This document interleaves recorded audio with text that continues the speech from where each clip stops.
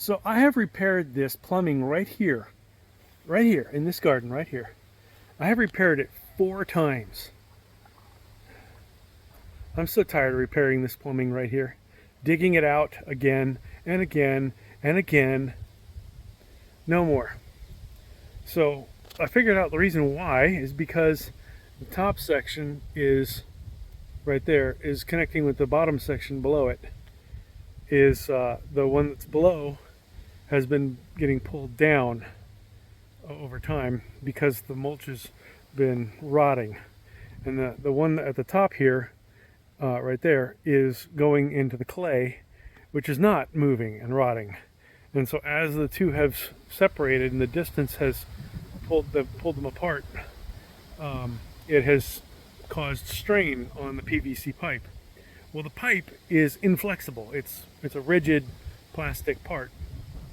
And so the way to fix that going forward is to have flexible hoses between them. Sort of like this one right here. It's like a rubber hose that's connecting down there. The water flows through that for the sprinkler heads. But if I do that, if I connect it with just one plastic hose, then the whole diameter, the bore diameter for this rubber hose is smaller than the PVC pipe.